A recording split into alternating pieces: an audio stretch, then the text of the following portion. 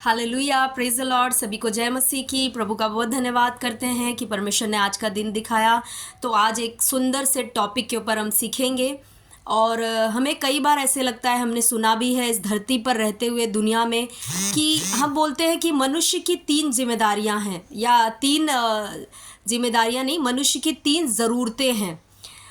3 basic needs of a man, यानी एक इंसान की 3 सबसे मूल ज़रूरत है जिसके बिना मनुष्य रह नहीं सकता। वो हम बोलते हैं रोटी, कपड़ा और मकान। आपने सुना होगा कि हम कहते हैं कि ये 3 ज़रूरतें इंसान की सबसे बेसिक है, ये तो होनी ही चाहिए। रोटी, कपड़ा और मकान हर इंसान के पास होना चाहिए। लेकिन क्या आपको पता है कि ये जो 3 ज़रूरतें हैं मनुष्य की, ये सिर्फ शारीरिक ज़रूरतें हैं। और आप सभी को मालूम है, हम सभी को पता है कि मनुष्य जो है वो सिर्फ शरीर नहीं है। मनुष्य जो है आत्मा, प्राण और शरीर है। मनुष्य के पास आत्मा है, प्राण है और शरीर है। ये पहला थिस्सलुनीकियों 5वां अध्याय 23 वचन जब आप पढ़ोगे तो वहाँ पे पौलुस इसके बारे में बात करता है। आप उसके बारे में पढ़ सकते हो कि मनुष्य जो है वो आत्मा, प्राण और शरीर तीनों है। तो अब बात आती है कि हम जब कहते हैं रोटी, कपड़ा और मकान, तो ये सिर्फ तो शरीर के लिए बात हो रही है, सिर्फ शरीर की ज़रूरत को पूरा करने की बात हो रही है। लेकिन हमारी आत्मा भी है, हमारा प्राण भी है, उसके लिए भी तो कुछ ज़रूरी है। तो उसके लिए क्या ज़रूरी है, क्या चीज़ था, क्या उसकी बेसिक नीड क्या है, हमारी आत्मा की बेसिक नीड क्या है? क्योंकि अगर हमारे आत्मा का बेसिक नीड पूरा नहीं हो पाएगा तो हम फिर, जैसे शरीर में अगर रोटी, कपड़ा, मकान हमारे पास नहीं है तो हम नहीं जीवित रह सकते। ये हमारी बेसिक नीड्स है। उसी रीति से अगर आत्मा में हमारी ज़रूरत पूरी नहीं हो पाएगी तो हम जिंदा नहीं रह पाएंगे। तो आत्मा में 3 ज़रूरतें क्या हैं वो हम देखेंगे। यीशु मसीह ने बहुत ही सुंदर रीति से ये तीनों ज़रूरतों को, मनुष्य की आत्मा की 3 जो ज़रूरतें थी उसको पूरा किया और उसको लिखा भी। यीशु मसीह ने यूहन्ना की किताब 14 अध्याय उसके 6ठे वचन में यीशु ने उनसे कहा, मार्ग और सत्य और जीवन मैं ही हूँ। ये 3 जो ज़रूरतें हैं मनुष्य की आत्मा के लिए, मनुष्य के जाति के लिए, वो 3 ज़रूरतें हैं, मार्ग, सत्य और जीवन। ये 3 ज़रूरतें थी एक मनुष्य के लिए, और यीशु मसीह ने तीनों पूरा किया, ये बताकर, ये बोलकर कि ये तीनों मैं हूँ और बिना मेरे द्वारा कोई पिता के पास नहीं पहुँच सकता। तो आइए आज देखेंगे कि यीशु मसीह जब ये बातें कह रहे हैं कि मार्ग, सत्य और जीवन मैं हूँ, तो इसका मतलब क्या है? यीशु मसीह क्यों ऐसा कह रहे हैं? क्योंकि कभी भी कोई भी इंसान, जैसे मैंने कहा, कोई साधु, महात्मा, कोई बड़े बड़े जो लोग आके गए, उनमें से किसी ने भी ये बात नहीं कही कि मार्ग, सत्य और जीवन मैं हूँ। तो यीशु ने ये बात क्यों कही और इसका मतलब क्या है? आइए आज वचन से देखेंगे। बहुत इंपॉर्टेंट बात है ये। तो यहाँ पर यीशु मसीह यूहन्ना 14:6 में कहते हैं कि मार्ग, सत्य और जीवन, 3 बातें बताते हैं यीशु मसीह। क्यों 3 बातें बताते हैं? पहली चीज़ हम देखते हैं, यीशु मसीह कहते हैं मार्ग मैं हूँ। तो मार्ग क्यों? मार्ग का मतलब रास्ता होता है। तो यीशु मसीह कौन से रास्ते की बात कर रहे हैं, कौन से मार्ग की बात कर रहे हैं, हम देखते हैं। जब आप उत्पत्ति की किताब पढ़ोगे, उत्पत्ति की किताब में जब परमेश्वर पिता ने आदम को बनाया, तो आदम को बनाने के बाद आदम ने पाप किया और पाप में वो गिर गया। उसके पहले उत्पत्ति में जब आप पढ़ोगे तो आदम और परमेश्वर का रिश्ता बहुत गहरा था। परमेश्वर जो है दिन के ठंडे समय में आदम के पास आते थे, आदम से बातें करते थे। लिखा है उत्पत्ति की किताब 3 अध्याय उसका 8वां वचन, तब यहोवा परमेश्वर जो दिन के ठंडे समय वाटिका में फिरता था, उसका शब्द उसको सुनाई दिया। यानी दिन के ठंडे समय में परमेश्वर क्या करते थे? वाटिका में आकर, अदन की वाटिका में आकर आदम से बातें करते थे। आदम का और परमेश्वर का एक गहरा संबंध था, गहरा रिश्ता था, एक गहरा फेलोशिप था, दोनों का सहभागिता थी। आदम रोज पिता की या परमेश्वर की बातों को, आवाज़ को सुनता था, उसके शब्द को सुनता था। लेकिन जिस दिन आदम ने पाप किया, उसी दिन आदम का और परमेश्वर का जो सहभागिता था, जो फेलोशिप था, वो टूट गया, वो वहीं पर ख़त्म हो गया। आदम परमेश्वर से दूर हो गया आत्मा में। अब आदम को परमेश्वर की कोई आवाज़ सुनाई नहीं दे रही थी, इसीलिए आदम परमेश्वर से दूर हो गया। अब दूर होने की वजह से वो जो मार्ग था, यानी अब उसे पता नहीं चल रहा था कि मैं अब दूर तो हो गया हूँ, लेकिन फिर से परमेश्वर से जुड़ूं कैसे, कैसे परमेश्वर से वापस से कनेक्ट हूँ। आदम के बाद जो मानव जाति आई, वो मानव जाति भटकती रही। उससे नहीं पता चल रहा था कि परमेश्वर से कैसे जुड़ा जाए, कैसे उस परमेश्वर को जाना जाए। कोई तो परमेश्वर है, सभी को मालूम था, क्योंकि उनके अंदर एक आत्मा डाली गई थी। भले ही वो आत्मा मर चुकी थी, परमेश्वर से दूर जा चुकी थी, परमेश्वर से उसका कनेक्शन कट चुका था, फिर भी उनके आत्मा में ये तो था कि कोई तो परमेश्वर है जिसने मुझे बनाया है। लेकिन लोग उस रास्ते को खो चुके थे, उनको भटक गए थे, उन्हें रास्ता नजर नहीं आ रहा था कि किस रास्ते से हम परमेश्वर तक पहुंच सकते हैं, किस रास्ते को पाकर हम परमेश्वर तक पहुंच सकते हैं। इसीलिए मनुष्य जाति ने क्या किया, अपने अपने मन के अनुसार मूर्तियां बनाना शुरू किया, अपने कल्पनाओं के अनुसार। जब आप रोमियो की किताब पहला अध्याय पढ़ोगे, वहाँ पे लिखा है, मैं अभी पढ़कर आपको बताऊंगी। तो अपनी कल्पनाओं के अनुसार उन्होंने क्या किया, मूर्तियां बनाना शुरू किया, धर्म बनाया, ताकि वो किसी न किसी तरह से, हो सकता है धर्म के रास्ते से वो परमेश्वर के पास पहुंच जाएं। कोशिश कर रहे थे अपनी, वो मार्ग खुद बनाने की कोशिश कर रहे थे, जिस मार्ग से वो परमेश्वर तक पहुंच जाए, क्योंकि परमेश्वर से उनका रिश्ता, कनेक्शन कट चुका था। अब कोई रास्ता नहीं था जहां से वो परमेश्वर के पास पहुंचे। वो खुद की कोशिश कर करके रास्ते बनाने की कोशिश कर रहे थे, मार्ग बनाने की कोशिश कर रहे थे, मूर्तियां बना बना कर सोच रहे थे कि इन मूर्तियों की पूजा करेंगे तो परमेश्वर हमें मिल जाएगा, इन मूर्तियों में परमेश्वर है, परमेश्वर रहेगा, या परमेश्वर इन मूर्तियों के जैसा होगा। क्योंकि उनका रिश्ता कट था, तो उन्हें पता नहीं था परमेश्वर दिखते कैसे हैं, परमेश्वर का स्वभाव कैसा है, कुछ भी पता नहीं था। तो इसीलिए वो मार्ग की तलाश में थे और वो खुद का मार्ग निकाल रहे थे। इसीलिए आज आप दुनिया में बहुत सारे धर्म को देखते हो। अलग अलग धर्म क्यों है? धर्म क्या है? धर्म जो है वो परमेश्वर तक पहुँचने का मार्ग। उनको, मनुष्यों को लगता है कि धर्म के द्वारा हम परमेश्वर तक पहुंच सकते हैं, लेकिन ये कभी भी संभव नहीं है, कभी भी नहीं। धर्म कभी भी परमेश्वर तक पहुंचा नहीं सकता। तो यही मार्ग जो वो तलाश कर रही थी मानव जाति पाप में गिरने के बाद, वही मार्ग बनकर यीशु मसीह आए। और यीशु ने कहा, मार्ग मैं हूँ। जो मार्ग तुमने खो दिया है पाप करके, मनुष्य जाति ने खो दिया है पाप करके, जो उनको पता नहीं चल रहा है परमेश्वर तक कैसे पहुँचा जाए, कौन सा रास्ता परमेश्वर तक लेकर जाएगा, वही यीशु मसीह आकर कह रहे कि मैं वो मार्ग हूँ। तुम मुझ पर विश्वास करके परमेश्वर तक पहुँच सकते हो, तुम मुझे जानकर परमेश्वर तक पहुंच सकते हो, मुझे जानकर परमेश्वर को जान सकते हो। इसीलिए इसी यूहन्ना की किताब 14 अध्याय इसी में 7वें वचन में देखिए, यीशु मसीह कहते भी हैं कि यदि तुमने मुझे जाना होता तो मेरे पिता को भी जाना होता। मतलब यीशु मसीह कह रहे हैं क्योंकि मैं ही मार्ग हूँ, जब मुझे जानोगे, मुझ पर विश्वास करोगे तो अपने आप पिता के पास पहुँच जाओगे। यानी यीशु मसीह वो मार्ग बन के आए जो मार्ग मानव जाति ने खो दिया था आदम के पाप करने की वजह से। इसीलिए पहला चीज़ जो यीशु मसीह कहते हैं, मार्ग मैं हूँ। दूसरा चीज़ यीशु मसीह कहते हैं, सत्य मैं हूँ। सत्य, देखिए जब आदम ने पाप किया, मानव जाति ने पाप किया, पहला चीज़ तो वो परमेश्वर के साथ उनका कनेक्शन टूट गया, वो मार्ग ही टूट गया, वो रास्ता ही टूट गया जिससे वो परमेश्वर तक पहुंच सकते थे। दूसरी चीज़, क्योंकि परमेश्वर खुद सत्य है, क्योंकि परमेश्वर खुद उनके अंदर परमेश्वर सच्चाई से भरे, सत्य से भरे है। परमेश्वर के अंदर सत्य है।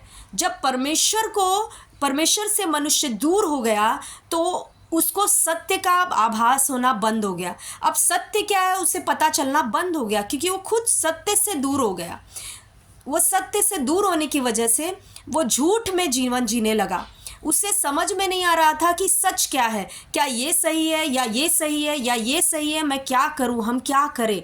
वो कन्फ्यूज़न में जीवन जीने लगा, भ्रम में मनुष्य जीवन जीने लगा, क्योंकि जो सत्य था, जो परमेश्वर जो खुद सत्य है, उनसे मानव जाति का रिश्ता टूट गया था, कट गया था। तो अब उसे सत्य का पता नहीं था मनुष्य को। वो अपने मन की रीति के अनुसार चलने लगा, भ्रम में जीने लगा, कन्फ्यूज़न में जीने लगा, जो उसको सही लगने लगा वो करने लगा, क्योंकि कोई ऐसा नहीं था जो उसको बता सके कि देखो ये सत्य है, ऐसा करो, ये जो तुम कर रहे हो झूठ है, ये गलत है।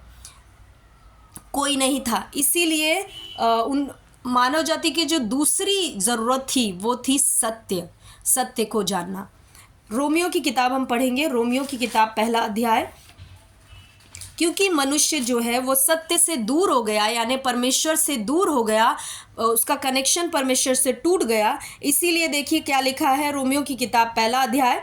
जब आप 18 वचन से पढ़ोगे तो वहाँ पे लिखा है कि कैसे लोगों ने, क्योंकि उनकी बुद्धि अंधेरी हो गई, कैसे वो परमेश्वर से दूर हो गए, इसीलिए कैसे लोगों ने अपनी अपनी इच्छा के अनुसार, अपने अपने मन के अनुसार परमेश्वर को बना दिया, मूर्तियों को बना दिया। अविनाशी परमेश्वर की महिमा को मूर्तियों में उन्होंने कन्वर्ट कर दिया। वो भी कौन सी मूर्तियों? मनुष्य की मूर्तियों, जानवरों की मूर्तियाँ, सांप की मूर्तियाँ, ये सारी मूर्तियों को बनाकर वो सोचने लगे कि ये परमेश्वर है। क्यों? क्योंकि सत्य से दूर हो गए, मार्ग से दूर हो गए। अब उन्हें कुछ नज़र नहीं आ रहा है। सारी चीज़ें जो उनके जीवन में चल रही है वो झूठ में अब जी रहे हैं। तो यहाँ पे 25 वचन क्या कहता है? रोमियो का 1:25 यहाँ पे लिखा है, क्योंकि उन्होंने परमेश्वर की सच्चाई को बदलकर झूठ बना डाला। हालेलुया। क्योंकि वो सत्य से दूर हो गए, उन्हें पता नहीं चल रहा था कि सत्य अब क्या है, वो झूठ में जीवन जीने लगे। और आज भी हम देख रहे हैं कि जो कोई भी प्रभु को नहीं जानता वो सब झूठ में जीवन जी रहे हैं, उनका जीवन झूठ पर टिका है। और एक दिन जब आंखें बंद होगी यहाँ से, तब उन्हें सारी की सारी चीज़ें सत्य पता चलेगा कि सत्य क्या है। आज वो झूठ पर उनका जीवन चल रहा है। उन्हें लग रहा है वो जो कुछ कर रहे हैं, मूर्तियों की पूजा करना या इतने सारे कुछ बहुत सारी चीज़ें मनुष्य जाति आज कर रही है परमेश्वर तक पहुंचने के लिए, परमेश्वर को जानने के लिए, और बहुत कुछ वो कर रहे हैं, लेकिन ये सारी चीज़ें झूठ है प्रियो। एक दिन पता चलेगा जब उनकी आंखें बंद होगी। मैं एक गवाही सुन रही थी एक मॉन्क की, जो बुद्धिस्ट मॉन्क थे, मतलब बुद्ध में जो बुद्ध को मानते हैं, बुद्ध को जो मानते हैं, जो लोग बौद्ध धर्म को मानते हैं, उनमें मॉन्क होते हैं। आप सभी को पता है, जैसे हिंदुओं में पंडित होते हैं वैसे उनमें मॉन्क होते हैं। तो वो अपनी गवाही बता रहे थे कि वो बहुत ही निष्ठा से अपने धर्म को करते थे। सुबह सुबह जल्दी उठ जाना और जो भी रीति रिवाज थे रोज़ का रोज़ वो सब करना, बहुत कुछ करना। और उनकी अचानक से मौत हो जाती है, कुछ बीमारी हो जाती है उनको, और वो सोचने लगते कि मैं इतने श्रद्धा से, इतने समय से मैं एक मॉन्क का अपना किरदार निभा रहा हूँ, इतना मैं श्रद्धा से कर रहा हूँ सब कुछ, फिर मेरे अंदर बीमारी कैसे आ गई। और उसी बीमारी की वजह से, गंभीर बीमारी की वजह से उनकी मृत्यु हो जाती है। जब मृत्यु हो जाती है तो मरने के बाद वो नर्क चले जाते हैं, और वहाँ पे उन्हें पता चलता है कि यीशु मसीह ही परमेश्वर है, यीशु मसीह है जिसने हमारे पापों के लिए अपनी जान दी। और फिर परमेश्वर उनको दूसरा मौका दे देते हैं किसी तरह से, और वो फिर अपने शरीर में आ जाते हैं। ऐसे सबके साथ नहीं होता है, लेकिन किसी किसी के साथ जिनका समय पूरा नहीं हुआ या कुछ ऐसी बातें हैं जिसके वजह से वो अपने शरीर में वापस आ जाते हैं। कुछ बहुत कम लोग ऐसे होते हैं। तो उनमें से वो एक थे और वो अपनी गवाही शेयर कर रहे थे। तो वही मैं बता रही हूँ प्रियो कि जब तक आंखें बंद नहीं होती है या उनको कोई बताए नहीं जाकर सच्चाई के बारे में, तब तक वो मनुष्य जाति जो है, अभी भी बाहर के लोग, वो झूठ में जी रहे हैं और उन्हें नहीं पता कि सत्य क्या है। तो पूरी मनुष्य जाति, आज आप और मैं जो प्रभु को जानते हैं, हम सत्य जान चुके हैं कि यीशु मसीह ही सत्य है और इनको छोड़ कोई परमेश्वर नहीं है। लेकिन आज भी बाहर वाले जो लोग हैं वो नहीं जानते। तो पूरी मानव जाति, क्योंकि वो सत्य से दूर हो गई थी, परमेश्वर से दूर हो गई थी, वो झूठ में जीने लगी थी। उन्हें परमेश्वर का ज्ञान नहीं था, वो झूठ के ऊपर अपनी नींव बना रहे थे। तो इसीलिए यीशु मसीह कहते हैं कि सत्य मैं हूँ। पहली ज़रूरत मानव जाति की मार्ग था, जो परमेश्वर तक पहुंचाने का रास्ता, वो है यीशु मसीह। दूसरी सत्य है यीशु मसीह, क्योंकि मानव जाति झूठ पर टिकी थी। आज आपको और मुझको पूरी तरह से क्लियरली सत्य पता चल गया है। हमें मालूम है कि हम आंखें बंद करेंगे तो हम कहाँ जाएंगे। स्वर्ग भी है, नर्क भी है, आत्मिक क्षेत्र में क्या हो रहा है, और ये सारी चीज़ें हमें सब कुछ पता चल गया है। हमारी आंखें खुल चुकी हैं। क्यों? क्योंकि हमें सत्य पता चल गया है। जब सत्य पता चलता है तो सत्य आंखों को खोल देता है। हालेलुया। तो इसीलिए यीशु मसीह दूसरी बात कहते हैं कि सत्य मैं हूँ पूरी मनुष्य जाति के लिए। तीसरी बात कहते हैं यीशु मसीह कि जीवन मैं हूँ। अब ये जीवन क्यों? जब आदम ने पाप किया, तो जब हम पढ़ते हैं उत्पत्ति की किताब में, उत्पत्ति के दूसरे अध्याय उसके 15 से लेकर 17 वचन जब हम पढ़ते हैं, तो यहाँ पर आप पढ़ सकते हो कि मैं पूरा नहीं पढ़ूंगी। यहाँ पे जब परमेश्वर पिता ने आदम को बनाया तो उसको अदन की वाटिका में रखा और उसको कहा कि इस वाटिका के सारे वृक्षों के फल तू बिना खटके खा सकता है, लेकिन जो वाटिका के बीच में भले और बुरे के ज्ञान का वृक्ष है उसका फल तू कभी मत खाना, क्योंकि जिस दिन तू खाएगा उसी दिन, 17 वचन में लिखा है, पर भले या बुरे के ज्ञान का जो वृक्ष है उसका फल तू कभी न खाना, क्योंकि जिस दिन तू उसका फल खाएगा उसी दिन अवश्य मर जाएगा। ये किसने कहा था? परमेश्वर पिता ने आदम को ये कहा था कि उस वृक्ष का फल अगर तूने खाया तो उसी दिन तू अवश्य मर जाएगा। अब आप सभी को मालूम है कि आदम उस दिन मरा नहीं। आदम अभी भी बहुत साल तक जिया, कुछ 900 के ऊपर उसका लाइफ था। उत्पत्ति में ही लिखा है जब आप पढ़ोगे तो उतना समय तक आदम जिया।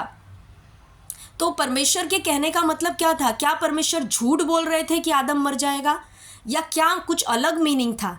देखिए, हम सारी चीज़ें शारीरिक में देखते हैं, लेकिन हमें आत्मिक में देखना है, क्योंकि अब हम आत्मा में पूरी रीति से जिंदा हो चुके हैं। अब हम जो है एक आत्मिक बीइंग बना दिए गए हैं। अब हमारी आत्मा जीवित हो चुकी है, तो हमें सारी चीज़ें आत्मा में पहले देखनी है, बाद में शरीर में देखनी है।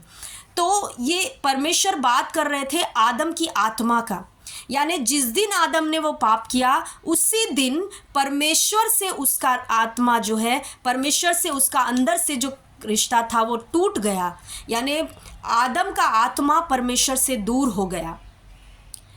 मरने का मतलब सिर्फ शारीरिक मृत्यु नहीं होती है, मरने का मतलब आत्मिक मृत्यु पहले होती है। आत्मिक मृत्यु का मतलब आत्मा जो है परमेश्वर से हमेशा के लिए अलग हो जाना। तो आदम के पाप के कारण पूरी मानव जाति का जो आत्मिक रिश्ता था परमेश्वर के साथ वो टूट गया। परमेश्वर से हमेशा के लिए मानव जाति दूर हो गया। इसीलिए जब मनुष्य मरते तो वो कहाँ जाते? कभी परमेश्वर के पास नहीं जाते, क्योंकि वो कनेक्शन टूट गया। वो आत्मिक रीति से मनुष्य मर गए तो वो कभी भी परमेश्वर के पास नहीं जा सकते थे, वो नर्क जाते। पूरी मानव जाति नर्क जा रही थी।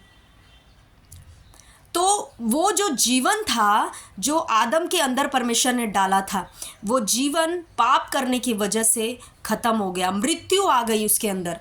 आत्मिक मृत्यु पहले आई, फिर धीरे धीरे करके शारीरिक मृत्यु भी आ गई। तो वो जीवन जो है था आदम के अंदर, वो पाप के कारण ख़त्म हो गया, नष्ट हो गया। उसके अंदर मृत्यु आ गई पाप के कारण। इसीलिए यीशु मसीह तीसरा जो बात कहते हैं वो कहते हैं जीवन मैं हूँ। कौन से जीवन की बात कर रहे हैं? वही आत्मिक जीवन जो आदम ने खो दिया था अदन की वाटिका में। वो मृत्यु को अपने अंदर लाया था आदम ने, आत्मिक मृत्यु को और फिर शारीरिक मृत्यु को अपने अंदर आने दिया था। उसी जीवन को की बात यीशु मसीह कर रहे हैं कि जो आदम ने मृत्यु लाया, अब मैं जीवन लेकर आया हूँ। अब इसीलिए यीशु मसीह ने, जब ये जीवन का शब्द आप देखोगे तो ग्रीक में इसका मीनिंग है जाओ लाइफ या जोई लाइफ। तो जोई लाइफ वो जीवन है जो परमेश्वर का जीवन है। तो ये जीवन यीशु मसीह लेकर आते हैं हमें देने के लिए, एक तोहफे के रूप में, गिफ्ट के रूप में। तो आज आप और मैं जो यीशु मसीह पर विश्वास करते हैं वो आत्मिक रीति से मरे हुए नहीं हैं। हमारे अंदर जीवन आ चुका है, क्योंकि हमारे अंदर यीशु मसीह आ चुके हैं। Hallelujah, thank you Jesus. तो आज आपके और मेरे अंदर जीवन है। ये जीवन हमें किसने दिया है? यीशु मसीह ने। इसीलिए देखिए पहला यूहन्ना उसका 5वां अध्याय 12 वचन क्या कहता है, ये देखते हैं। बहुत ही सुंदर वचन है। पहला यूहन्ना 5:12, जिसके पास पुत्र है उसके पास जीवन है, और जिसके पास परमेश्वर का पुत्र नहीं उसके पास जीवन भी नहीं है। यहाँ पर यूहन्ना क्या लिख रहा है? जिसके पास पुत्र है उसके पास जीवन है। कौन से जीवन की बात कर रहे हैं? आज हम देख रहे हैं कि बाहर वाले भी तो जी रहे हैं, क्या उनके अंदर जीवन नहीं है? वो जी रहे हैं, उनका जीवन एक बोलते हैं ना क्षण मात्र का जीवन है। वो शरीर में जिंदा है, बस आत्मा में वो मरे हुए हैं। आत्मा में मरे हैं, इसीलिए शरीर में मरने के बाद वो हमेशा के लिए परमेश्वर से दूर होकर नर्क चले जाएंगे। हालेलुया। लेकिन यहाँ पे क्या कह रहा है? जिसके पास पुत्र है उसके पास जीवन है। कौन से जीवन की बात कर रहा है? आत्मिक रीति से अब हम जिंदा हो चुके हैं। अब हमें मालूम है यहाँ पे हमारा जीवन जब धरती का शारीरिक खत्म होगा तो ये तो जीवन कुछ, ये शरीर में इसको मरना भी नहीं, बाइबल मरना नहीं कहती है। जो शरीर में मरना है उसको मरना नहीं कहती है। आपको मालूम है जब याईर की बेटी मरी थी तो यीशु मसीह कह रहे हैं कि वो सो रही है। जब लाजर मरा था तो यीशु कहते सो रहा है। यानी शारीरिक मृत्यु को कभी भी मृत्यु बाइबल में नहीं कहा गया है, उसे सोना कहते हैं। लेकिन आत्मिक मृत्यु को मृत्यु कहा गया है। तो जो आत्मिक मृत्यु थी वो यीशु मसीह ने कैंसल कर दिया और जीवन लेकर आए, परमेश्वर का जीवन हमारे अंदर डाल दिया। अब हमारे पास पुत्र है, यानी यीशु मसीह पर हम विश्वास करते हैं तो हमारे अंदर जीवन है। इसीलिए जो लोग यीशु मसीह पर विश्वास करते हैं वो मरने के बाद स्वर्ग जाएंगे, क्योंकि ऑलरेडी जीवन आ चुका है हमारे अंदर। अब हम आत्मिक रीति से मरे नहीं हैं, आत्मिक रीति से जीवित लोग हैं। इसीलिए हम डायरेक्ट जब मरेंगे यहाँ पर शरीर में तो डायरेक्ट स्वर्ग जाएंगे, परमेश्वर के पास जाएंगे, क्योंकि हम आत्मिक रीति से जीवित लोग हैं। तो ये तीनों जो नीड्स थी, ज़रूरतें थी मनुष्य की, आत्मिक ज़रूरतें, वो तीनों ज़रूरतें यीशु मसीह ने पूरा की और ये बोला कि मार्ग, सत्य और जीवन मैं ही हूँ, बिना मेरे द्वारा कोई पिता के पास नहीं जा सकता। यीशु मसीह ही वो हैं जो हमें पिता से हमें उन्होंने जोड़ा, परमेश्वर से जोड़ा। जिस परमेश्वर को पूरी दुनिया खोज रही है, अलग अलग रीति रिवाज करके, अलग अलग चीज़ें करके, आज उस परमेश्वर को हमने बहुत ही साधारण रीति से पा लिया, सिर्फ यीशु मसीह पर विश्वास करने के द्वारा। यीशु मसीह वो सारा कुछ बनकर हमारे लिए आए। हमें बस विश्वास करना है कि सच में यीशु मसीह ही मार्ग है, सत्य है और जीवन है। हालेलुया। तो बहुत ज़रूरी है प्रियो, यीशु में आने के बाद भी कई लोग जो है वो अलग अलग चीज़ें करते, बाबाओं के पास जाते हैं, वो जादू टोना करने वालों के पास जाते हैं अपनी समस्याओं का हल पाने के लिए। तो क्या कर रहे हैं? वो सत्य के पास तो आ गए हैं, लेकिन फिर से वो झूठ के पास जा रहे हैं, वो झूठ का सहारा ले रहे हैं वो चीज़ों को सही करने के लिए। लेकिन आप सभी को मालूम है कि आप किसी का भी सहारा ले लो, झूठ जो है वो झूठ ही होता है। एक मसीही जो है, जो यीशु मसीह को मानने वाला है, वो कभी भी जादू टोना करने वाले के पास जा नहीं सकता है अपनी समस्या का हल पाने के लिए, या वो बाबाओं के पास जा नहीं सकता है। वो गलत चीज़ है, क्योंकि अब हमें मार्ग भी मिल गया है, जीवन भी मिल गया है, सत्य भी मिल गया है। अब हम क्यों झूठ के पास जाएं? क्यों झूठ की चीज़ों पे यकीन करें? और अब जब हम यीशु मसीह को जान गए हैं तो मार्ग यही है। हमें अब और किसी मार्ग की ज़रूरत नहीं है। हमें अब परमेश्वर को पाने के लिए और कहीं जाने की ज़रूरत नहीं है। सिर्फ यीशु के पास रहना है, उसके वचनों को पढ़ना है, वचन पे मनन करना है और परमेश्वर के साथ संगति करना है, और हम परमेश्वर को अच्छी तरह से भरपूरी के साथ जान सकेंगे। तो बहुत ज़रूरी प्रियो, एक मसीह होने के नाते हमें पता करना है ये चीज़ कि मार्ग, सत्य और जीवन यीशु है। उनको छोड़कर ना जीवन है दुनिया में, ना मार्ग है, ना सत्य है, कुछ भी नहीं है। हमें पूरी तरीके से, अगर हम प्रभु में हैं तो पूरी तरीके से अपने आप को समर्पित कर दें और कहीं यहाँ वहाँ नहीं भटकें। एक मसीह होने के नाते कहीं भी आपको भटकना नहीं है। आपको जो कुछ भी चाहिए, जितना चाहिए, वो सब यीशु मसीह में मिलेगा। भले ही समय लग सकता है, भले ही आज आपको नहीं मिल रहा है जो आपको चाहिए, लेकिन आप खोज करते रहिए, आप उसके वचनों को पढ़ते रहिए और जानते रहिए कि क्या रीज़न है कि मैं जो आशीष पाना चाहता हूँ उसमें रुकावट हो रही है। आप पढ़ते रहिए, आप ये जानने की कोशिश करिए, आपको वो चीज़ें यीशु मसीह में ही मिलेगी। बाहर कुछ भी नहीं है, बाहर सिर्फ धोखा है, झूठ है और मृत्यु है, बस यही है। तो आई होप कि आज के वचन से आप ब्लेस्ड हुए। God bless you all. वापस से मिलेंगे, परमेश्वर के अद्भुत वचन को सीखेंगे। तब तक के लिए सभी को जय मसीह की। आमीन।